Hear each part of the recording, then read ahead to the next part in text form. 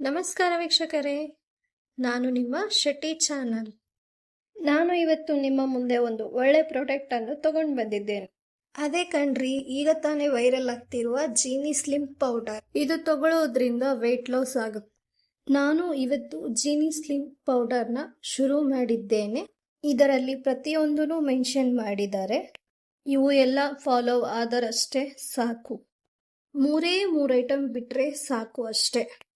Deep fry ಮಾಡಿರುವ ಪದಾರ್ಥಗಳು, junk foods ಮತ್ತು ಮೈದಾ ಹಿಟ್ಟಿನಿಂದ ಮಾಡಿರುವ ಪದಾರ್ಥಗಳು. ಇದು 2 ಟೈಮ್ಸ್ ತಗೋಬೇಕು. ಬೆಳಿಗ್ಗೆ ಖಾಲಿ ಹೊಟ್ಟೆಲೆ 1 ಟೈಮ್ ಮತ್ತು ನೈಟ್ 1 ಟೈಮ್ ತಗೋಬೇಕು.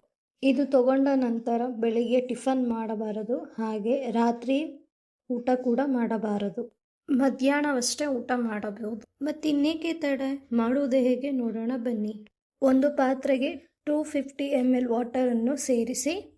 250 ml ವಾಟರ್ ಹೆಚ್ಚು ಕಮ್ಮಿ ಒಂದು ದೊಡ್ಡ ಲೋಟದಷ್ಟು ನೀರನ್ನು ಹಿಡಿಯುತ್ತದೆ. 1.5 ಸ್ಪೂನಷ್ಟು ಜೀನಿ ಪೌಡರನ್ನು ಹಾಕಿ. ರುಚಿಗೆ ತಕ್ಕಷ್ಟು ಉಪ್ಪನ್ನು ಸೇರಿಸಿ ಗಂಟಿಲ್ಲದೆ ಹಾಗೆ ಕಲಸಿ. ಒಂದು ಕುದಿ ಬರುವವರೆಗೂ ಹೈ ಫ್ಲೇಮಲ್ಲಿ ಇಡಿ. ನಂತರ ಲೋ ಫ್ಲೇಮಲ್ಲಿ ಒಂದು 5 ನಿಮಿಷ ಕಾಲ ಚೆನ್ನಾಗಿ ಕುದಿಸಿ. ನನ್ನ ವೆಯ್ಟ್ ಲಾಸ್ ಜರ್ನಿ ಇವತ್ತಿಂದ ಶುರುವಾಗಿದೆ. ಇನ್ನು ಮುಂದೆ ಹೇಗಾಗುತ್ತೆ ನೋಡೋಣ. ನನ್ನ ವೆಯ್ಟ್ ಮೊನ್ನೆ 1-2 ದಿನಗಳ ಕೆಳಗಡೆ 75 kg ಇರುವುದು. ನೋಡೋಣ 1 ತಿಂಗಳಕ್ಕೆ ಎಷ್ಟು ವೆಯ್ಟ್ ಕಮ್ಮಿ ಆಗುತ್ತೆ, ನಾನು ಮುಂದೆ ನಿಮಗೆ ಅಪ್ಡೇಟ್ ಮಾಡುತ್ತೇನೆ. ಇವತ್ತಿನ ಡೇಟ್ ಬಂದ್ಬಿಟ್ಟು 12ನೇ ತಾರೀಕು 11ನೇ ತಿಂಗಳ. ಮಧ್ಯ ಸ್ವಲ್ಪ ಕಲಿಸ್ತಾನೆ ಇರಬೇಕು, ಇಲ್ಲಾಂದರೆ ಗಂಟು ಕಟ್ಟುವ ಚಾನ್ಸ್ ಇರುತ್ತದೆ.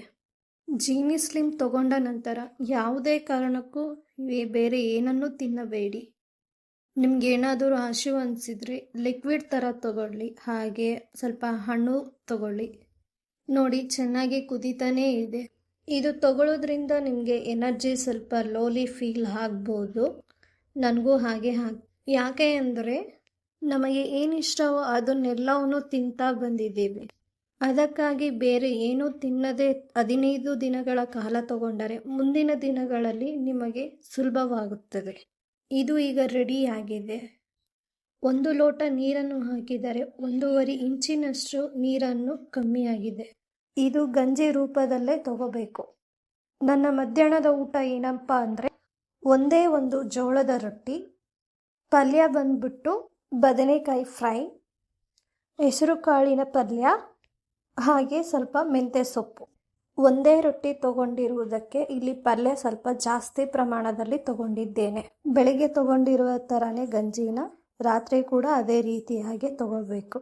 ಮುಂದಿನ ಅಪ್ಡೇಟ್ಸ್ಗಳಿಗೆ ನಮ್ಮ ಚಾನಲನ್ನು ಸಬ್ಸ್ಕ್ರೈಬ್ ಮಾಡಿಕೊಳ್ಳಿ, ಹಾಗೆ ಲೈಕ್ ಮಾಡಿ.